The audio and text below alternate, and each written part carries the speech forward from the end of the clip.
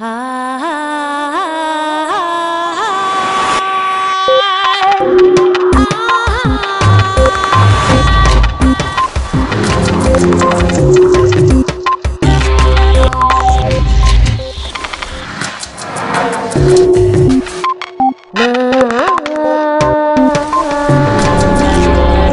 cerebro es un órgano construido para modificarse en respuesta a las experiencias.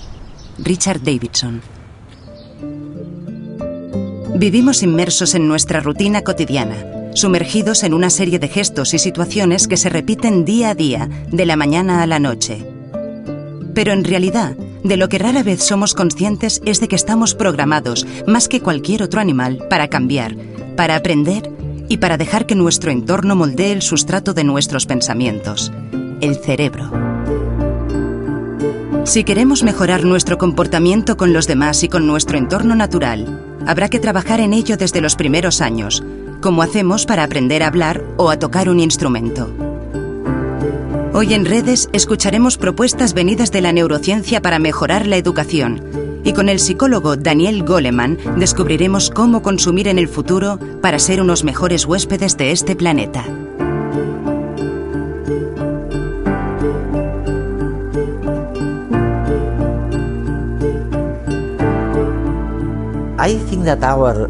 Creo que nuestros telespectadores nos agradecerían que les resumamos lo que esperamos de la inteligencia social y emocional aplicada a las escuelas, a los niños, a la infancia, en pocas palabras.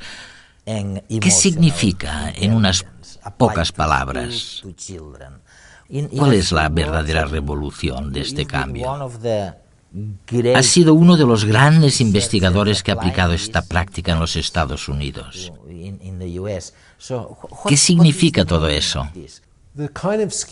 El tipo de habilidades de las que hablamos incluyen habilidades para aprender a dominar las emociones, en concreto la capacidad de controlar las emociones negativas, para que cuando ocurre una adversidad, éstas no persistan más de lo necesario. Las personas, y los niños concretamente, pueden aprender a disipar estas emociones negativas para volver al estado inicial. Es algo muy importante, porque cuando las emociones perturbadoras se producen en la mente, interfieren con la capacidad de aprender de los niños. Por consiguiente, la habilidad de controlar las emociones es crucial para ayudar a que los niños aprendan mejor. Otra habilidad consiste en aprender a prestar atención de una manera mejor. Aprender a concentrarse. Lo más importante que hemos aprendido sobre el cerebro en la última década es que es el órgano que está construido para cambiar como respuesta a la experiencia. Es el responsable del aprendizaje. Y sabemos que el cerebro, especialmente al principio de nuestra vida, es mucho más susceptible a cualquier influencia de lo que será más tarde. De modo que realmente lo que está sugiriendo es que podemos gestionar las emociones. Otra cosa importante sería aceptar que realmente nuestro cerebro puede cambiar, puede aprender. Y esto es difícil, porque normalmente para aprender tienes que estar dispuesto a cambiar de opinión. Y las personas no aceptan fácilmente cambiar de opinión. Bueno, una de las consideraciones importantes es que el cerebro siempre está cambiando. Tanto si nos gusta como si no. Tanto si pretendemos que cambie como si no.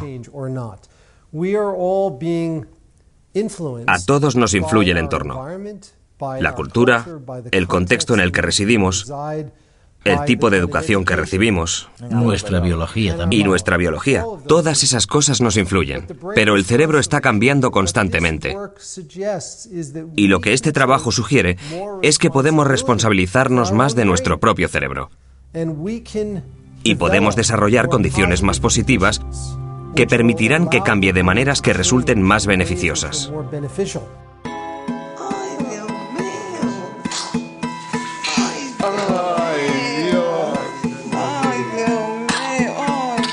Desde el nacimiento, nuestro cerebro va modificándose, adaptándose con cada nueva experiencia, porque está construido con ese fin. Cada evento, cada suceso bueno y malo, va dejando su huella en el cerebro, creando a su paso un camino neuronal. Puede que ello nos haga sentir víctimas de nuestro pasado, el cual ha trazado caminos neuronales demasiado trillados, demasiado hondos, que nos hacen reaccionar automáticamente. Sin embargo, lo que realmente supone es que somos los dueños y responsables de nuestra vida y nuestra mente. Dado que la mente es maleable y la plasticidad cerebral algo aceptado y demostrado, por la misma razón, cualquier cambio en la conducta afectará a nuestro cerebro, modificando su función y, por último, su estructura. Si optamos conscientemente por promover cambios positivos en nuestro cerebro, cultivando hábitos sociales y emocionales apropiados en nosotros y en nuestros hijos, podremos aprender a regular mejor nuestras emociones. Lo que significa no permanecer en las emociones negativas más allá de lo que es sano y saludable, y fomentar las positivas, como la empatía, la compasión y la cooperación.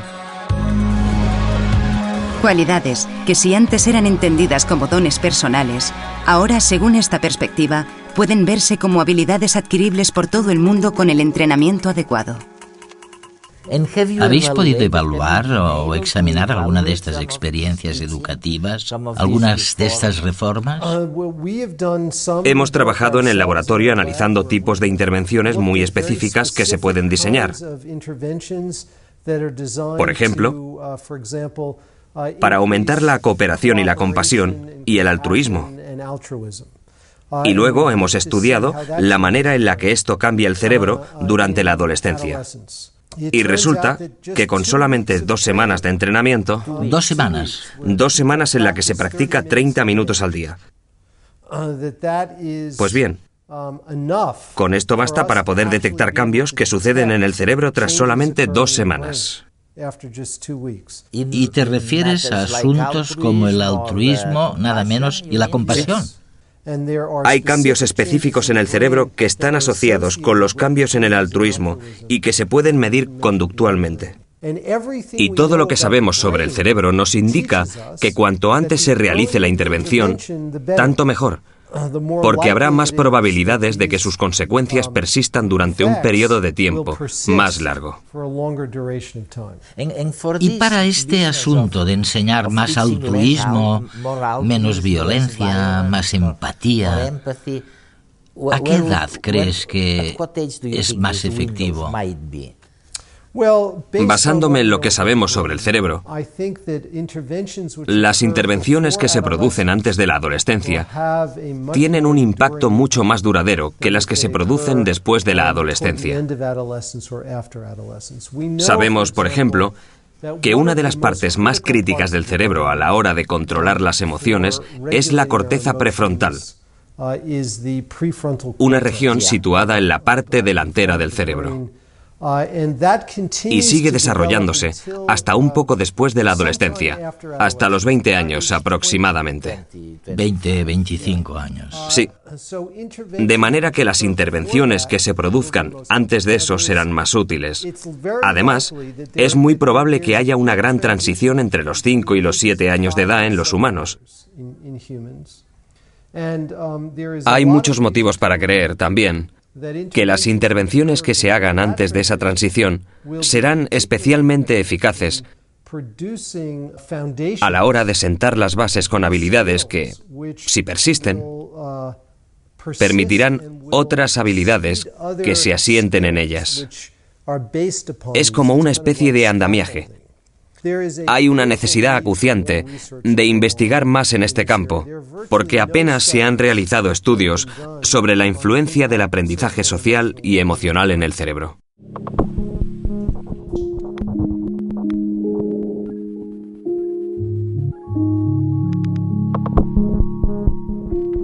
En muchos países asiáticos tenemos un proverbio que dice: el espíritu de cuando tenemos 3 años vive con nosotros hasta que cumplimos los 100.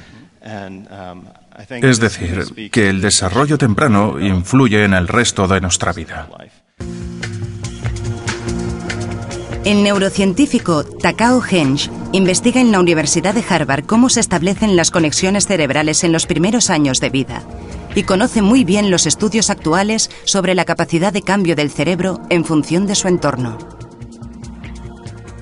Este es un tema que estamos investigando y estudiando, y resulta bastante sorprendente el hallar ejemplos, desde los ratones hasta los humanos, de mecanismos biológicos presentes en todas las especies y que hacen a nuestro cerebro extremadamente plástico. Al principio de la vida es muy flexible y luego se hace más rígido. He pensado que podría daros un par de ejemplos. Michael Meaney estudia el cuidado parental y maternal y en una serie de experimentos muy elegantes en ratas ha descubierto que incluso en el mundo de las ratas hay madres buenas y malas. El cuidado maternal en el mundo roedor implica lamer y limpiar, cuidar a las crías. Y esto es algo que se puede cuantificar. Michael ha demostrado que desde el principio, si una ratita hembra nace de una madre poco cariñosa y recibe poca atención, cuando crezca será una mala madre, además de sufrir otros déficits cognitivos en el aprendizaje y la memoria, por ejemplo. Y hay una base molecular bioquímica muy buena para esto en el cerebro. Pero lo asombroso de su trabajo es la idea que tuvo. Las crías de rata que habían nacido de una mala madre las dio de acogida a una buena madre, una que las lamiera y aseara mucho. Y resulta que, en este caso, incluso las ratitas que estaban genéticamente predispuestas a ser malas madres en el futuro, modificaron su conducta. Si habían recibido los cuidados de una buena madre adoptiva, las ratitas crecían y se convertían en buenas madres que lamían y acicalaban mucho a sus crías. Se trata de un cambio epigenético espectacular que, de hecho, se debe a la modificación del gen de un receptor hormonal concreto. Este mismo año han publicado la asombrosa versión humana de esto. Al tener acceso al cerebro humano de suicidas, desgraciadamente, que de niños habían sufrido adversidades bien documentadas. Y se descubrieron las mismas modificaciones en las personas que habían sufrido adversidades de niños frente a los que habían muerto de causas naturales o los que no presentaban un historial problemático. Se trata, pues, de un ejemplo claro de la conservación de un mecanismo molecular y de cómo las experiencias en las primeras etapas de vida dejan una huella permanente en el cerebro. Mundialmente conocido tras la publicación de su libro Inteligencia emocional en la década de los 90, Daniel Goleman ha seguido escribiendo sobre psicología y emociones, promoviendo la incorporación del aprendizaje social y emocional al currículo escolar. La última vez que nos vimos, Dan, fue en tu casa en Massachusetts. Y fue justo después de aquel éxito increíble que tuviste en todo el mundo. En aquella época fue realmente increíble, con tu libro La inteligencia emocional. Sí. Coincidió con un momento en que se vivía un cierto desencanto. Había menos expectativas en cuanto a las posibilidades de cambiar el mundo directamente. A través de la política, digamos. Y quizás una mejor forma de conseguirlo era aprender a manejar las propias emociones. Y una vez asumido por todos nosotros, por nuestra audiencia también, que podemos gestionar nuestras propias emociones, que podemos gestionar lo que tenemos dentro de nosotros, nos hablas ahora de la tradición contemplativa, de los budistas, como el Dalai Lama, que lo han estado haciendo durante décadas. Sí, eso es. Y tú preguntas muy acertadamente, ¿podemos aprovechar algo de su experiencia? Exacto. ¿De aquello? Sí, yo estoy participando en esta conferencia con el Mind and Life Institute, que es un instituto que trabaja con el Dalai Lama. Se trata de un grupo de neurocientíficos que estudian las tradiciones antiguas de una filosofía y práctica como el budismo a fin de ver qué estrategias tienen para apaciguar la mente, para ser más compasivos, para aprender a concentrarse. Lo que nos dijo el Dalai a los científicos fue: tomad estos métodos, sacadlos del contexto religioso, estudiadlos muy a fondo y si pueden ser de alguna ayuda para la gente, difundidlos por todas partes. Ahora estamos descubriendo que enseñar habilidades sociales y emocionales a los niños desde que tienen 5 años hasta la universidad es muy eficaz. Los vuelve mucho más cívicos, mucho mejores estudiantes. Es un error pensar que la cognición y las emociones son dos cosas totalmente separadas. Es la misma área cerebral. De modo que ayudar a los niños a gestionar mejor sus emociones significa que pueden aprender mejor. Ahora estamos estudiando los métodos contemplativos que se han venido utilizando durante siglos. Y en el catolicismo también, por cierto, no solo en el budismo. Toda gran religión ha utilizado alguna vez algún tipo de práctica contemplativa de desarrollo de la mente. Nosotros lo estamos estudiando para ver si podemos aprovecharlo y hacer algo por los niños para ayudarles a concentrarse. Hoy en día los niños y también sus padres son muy dispersos y necesitan más ayuda con esas habilidades. Hoy en día probablemente haya solo una docena de currículos escolares que enseñen a los niños mindfulness, que les enseñen a concentrarse mejor, a focalizar, a hacer introspección y a ser más compasivos. Se trata de programas piloto. Desde 1995, cuando escribí La inteligencia emocional, ha habido cientos de programas sobre aprendizaje social y emocional y creo que va a ocurrir lo mismo con este campo. ¿Es verdad? En la próxima década.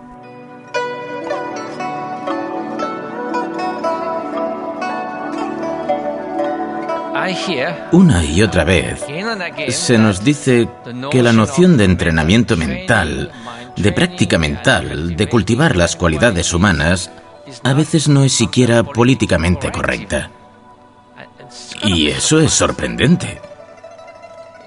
No nos importa dedicar 15 años a la educación, si tenemos acceso a ella, o a la formación profesional. Nadie espera montar en bicicleta o jugar al ajedrez o tocar el piano sin un mínimo de disciplina y práctica. Sin embargo, a la que hablamos de entrenamiento mental lo equiparamos al lavado de cerebro. Es muy extraño. ¿Qué es la libertad? ¿Acaso no es la sensación de tener cierto control sobre la propia vida? De modo que el control sobre nuestra vida es casi equivalente a la libertad. Control no significa restricción. El entrenamiento mental no es más que poseer cierto control sobre la propia mente. Tu mente puede ser tu mejor amigo o tu peor enemigo. Y la idea de que todo lo demás en la vida llega con esfuerzo, con una exposición continua, y que la única cosa que se perfeccionará por sí sola es el amor y la amabilidad, la compasión, la apertura de miras, la libertad interior, simplemente porque así lo deseamos, me parece una tontería colosal. No funciona así. Curiosamente, en lo referente a las emociones primarias y destructivas, es interesante constatar que no necesitamos un propulsor de la ira, un amplificador de los celos o un repetidor de la codicia. Pero sí parece que necesitamos cultivar en cierta manera la compasión y el altruismo sobre la base de la razón, de la comprensión. Y tenemos el potencial para ello. Todos lo tenemos. Del mismo modo que cualquiera tiene el potencial de correr un maratón. Pero si no entrena, no lo conseguirá. Básicamente, la idea es utilizar el potencial para conseguir una habilidad óptima. Por eso, el entrenamiento mental se podría llamar, para aquellos a quienes no les gusta esa expresión, gimnasia para la compasión. O qué sé yo, cultivar las cualidades humanas básicas.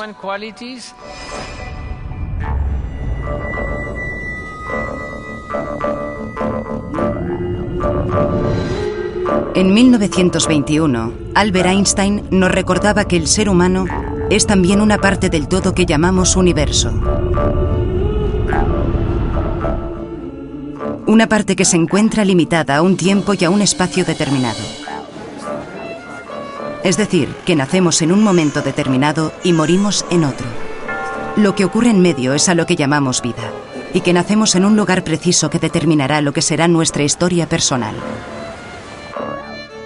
Dice que el hombre se experimenta a sí mismo, a sus pensamientos y a sus sentimientos, como si él fuera algo separado del resto del mundo, separado de los demás.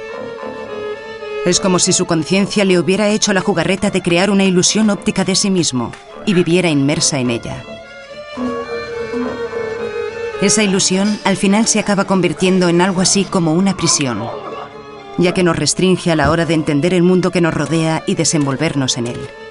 Nos limita a que vivamos solo unos pocos deseos personales que en gran medida dependen del entorno y la época en que nacimos, olvidando que podemos dar cabida en nuestra mente a otras muchas posibilidades.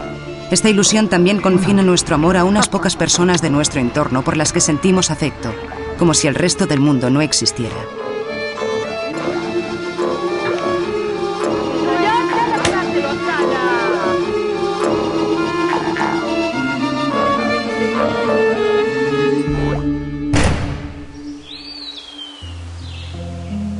Por eso, Albert Einstein nos decía que el ser humano debería ampliar su círculo de compasión y afecto hasta abarcar a todas las criaturas vivas y, por ende, a la naturaleza en su esplendor.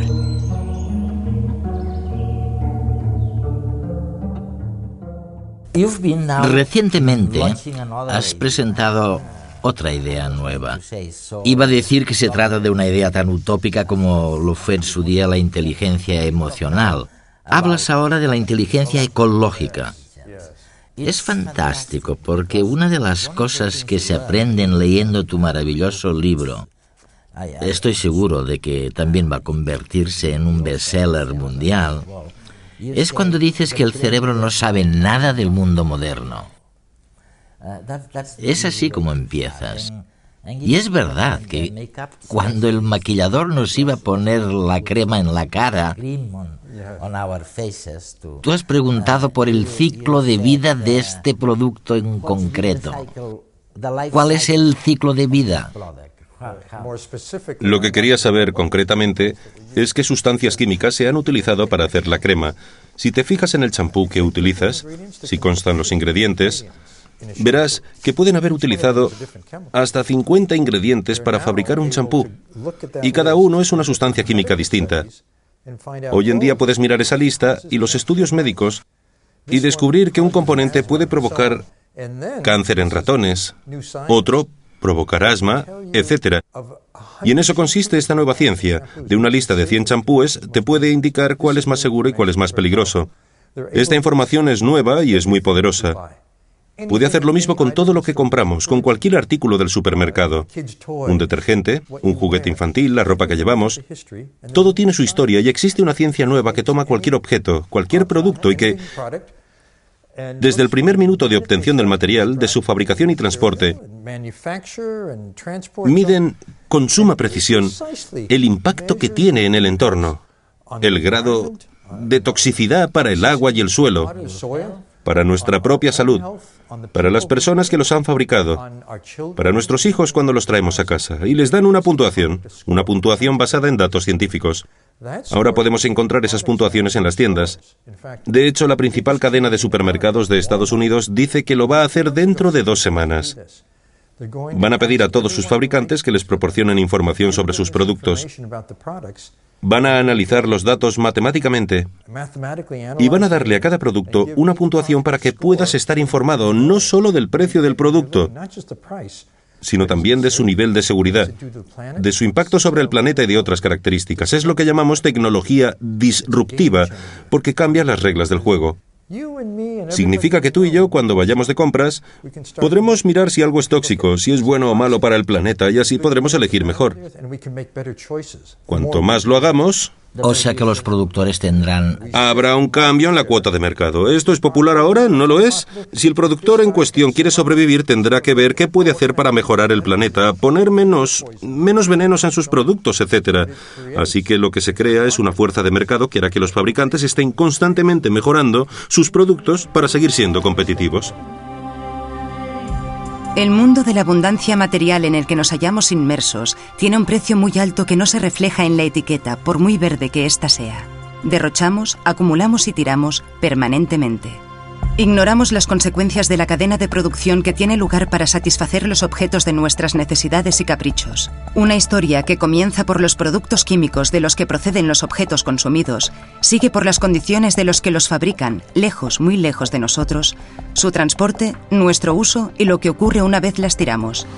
Así, inconscientemente, estamos siendo víctimas de productos que un día fueron más beneficiosos que perjudiciales, pero que en el equilibrio actual resultan muy dañinos. Las bolsas de plástico que utilizamos en la compra, se estima, tardan en descomponerse entre 500 y 1000 años, pero las de papel consumen en su fabricación más energía que las otras y contaminan más agua. Los productos volátiles de la pintura fresca y las cortinas de plástico del baño son sustancias peligrosas que forman parte de la sopa química que hemos cocinado y en la que estamos imbuidos, ignorantes de todo ello. Los productos verdes a veces solo tienen de verde el nombre, gracias al marketing que potencia una de sus cualidades, sin considerar, por ejemplo, lo que supone el transporte de ese producto hasta la tienda en cuanto a emisiones de CO2. Riesgos que nuestro cerebro no registra, adaptado a otros mucho más ancestrales. Es complicado, pero en realidad, solo un estudio profundo de todos los pasos implicados en la fabricación de un producto y el desarrollo de un etiquetado informativamente transparente puede ayudarnos a saber lo que compramos, a ser responsables con cada una de nuestras elecciones, con nuestro entorno y, en definitiva, con nuestra vida.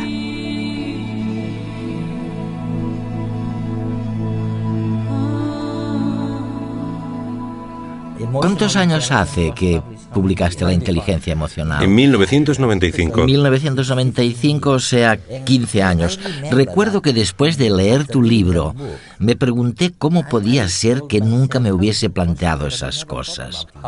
Y ahora que te oigo hablar de inteligencia ecológica... Sí, parece obvio, ¿eh? Parece evidente, ¿no? Sí, no nos habíamos dado cuenta. Ahora está ocurriendo y van a cambiar las cosas. Si conoces a algún fabricante o minorista, deberían tener en cuenta todo esto porque va a cambiar drásticamente la forma de funcionar el mercado.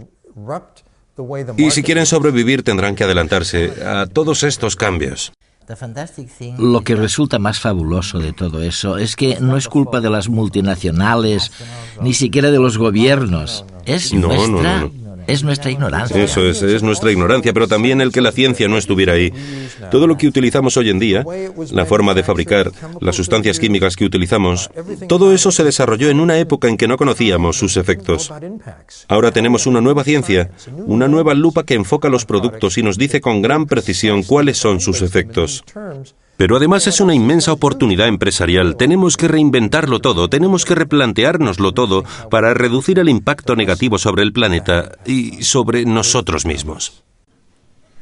La religión indígena de los japoneses, el sintoísmo, respeta la naturaleza y los árboles. Y los indígenas americanos también hablaban de la tierra como la madre tierra, ¿no? Creo que esa tradición o concepto tiene muchísima relevancia en los tiempos modernos.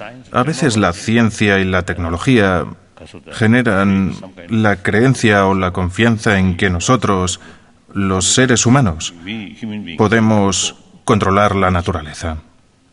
Pero si miramos al mundo en su conjunto, no podemos controlarlo.